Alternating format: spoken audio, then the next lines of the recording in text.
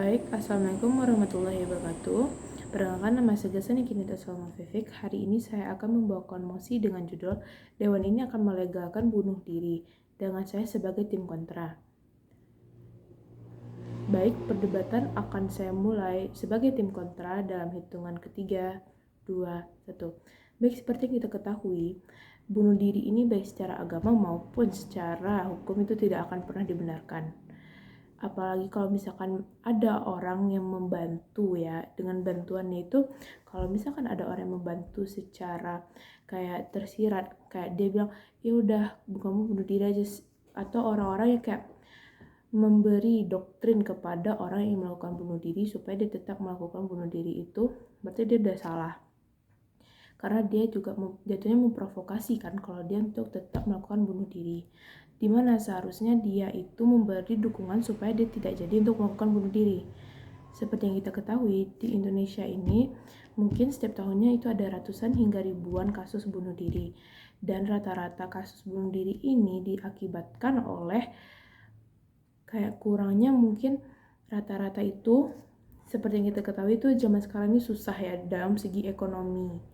Jadi di situ mereka kayak stres, misalkan kayak zaman sekarang kan susah banget tuh, lapangan kerja itu sangat minim, sehingga kayak dia aja pemasukan aja untuk makan aja itu aja udah kurang, gimana kayak untuk kebutuhan dia yang lainnya ya, untuk kebutuhan sehari-harinya aja dia udah kurang. Jadi memang rata-rata zaman sekarang ini orang itu melakukan bunuh diri itu karena dia stres terhadap keuangan mereka, yang dimana keuangan mereka itu tidak dapat untuk mencakup kebutuhan mereka sehari-hari. Seperti kemarin ada berita di mana seorang ibu dia bunuh diri, tetapi dia juga mengajak anak-anaknya, kayak dia itu memberi obat kepada anak-anaknya, sehingga kan anaknya udah meninggal nih, baru dia bunuh diri.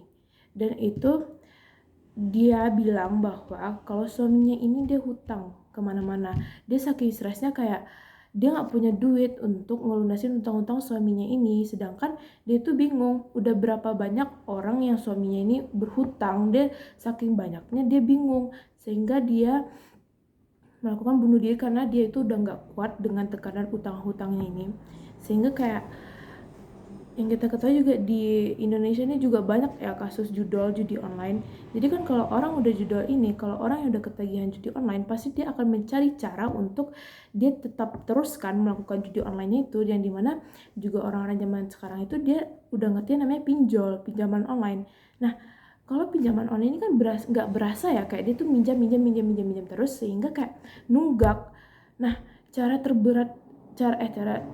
terbaik mereka untuk supaya kayak kan pinjamannya udah membludak tuh, udah banyak pinjaman dia stres kan, gimana nih cara dia untuk bisa melunaskan utang-utang dia, sedangkan utangnya tuh udah terbilang sangat banyak. Akhirnya dia bunuh diri, sehingga dia meninggalkan tanggung jawab dia untuk melunasi utang-utang dia.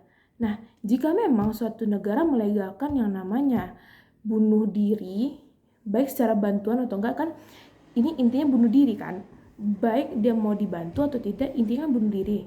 Kalau misalkan suatu negara dia melegalkan yang namanya bunuh diri, otomatis negara ini tidak peduli dengan rakyatnya. Kenapa dia tidak berfokus untuk membuat kayak layanan mental, atau kayak kenapa dia hanya langsung tertuju kepada dia akan melegalkan bunuh diri? Apakah profit yang didapatkan kalau memang dia melegalkan itu ada nggak? Maksudnya kayak kenapa dia nggak buka layanan mental gratis? Karena untuk zaman sekarang itu memang susah ya, maksudnya kayak untuk kesehatan mental itu butuh banget, karena untuk zaman sekarang itu udah mungkin ke bunuh diri ini kayak mereka berpikir itu jalan terbaiknya, sedangkan mesti banyak solusi lainnya, atau misalnya kayak sebuah negara itu mesti banyak solusi lainnya daripada dia harus melegalkan bunuh diri ini sendiri. Mungkin dia dapat membuka layanan mental gratis, ataupun kayak kita sebagai teman atau kita sebagai orang di sekitarnya juga memberi dukungan baik kepada orang-orang yang ingin melakukan bunuh diri, bukan malah memberi dukungan sehingga dia akan tetap melakukan bunuh diri. Dan kalau memang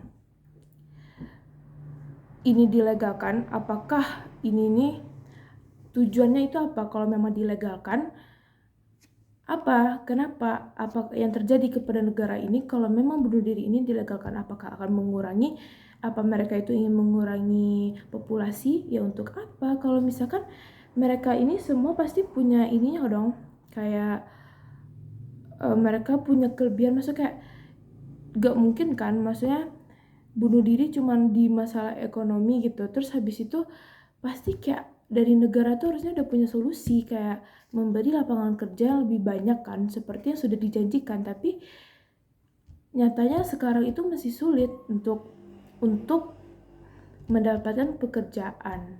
Jadi kayak misalnya kayak ya di ekonomi tadi itu kan memang susah ya nyari lapangan kerja aja, untuk kerja kerja yang mudah aja tuh memang udah susah sekarang, dan kebutuhan itu juga harganya lagi tinggi. Jadi mereka itu bingung, mereka itu butuh bantuan, bukan malah kalian malah dukung dia untuk tetap melakukan bunuh diri. Ngerti nggak? Kayak dia tuh udah bingung, dia tuh kebutuhannya tuh nggak tercukupi, tapi kalian itu sebagai orang di sekitar atau negara, nah kalian malah mendukung ke jalan yang buruk, bukan kalian mendukung kayak memberikan lapangan kerja atau ke hal-hal yang baik gitu, supaya dia nggak langsung jatuh ke pilihan dia untuk bunuh diri tok gitu. Tapi kayak kenapa kita nggak mencoba untuk mencari hal yang lebih baik, bukan langsung ke bunuh dirinya yang kita fokuskan.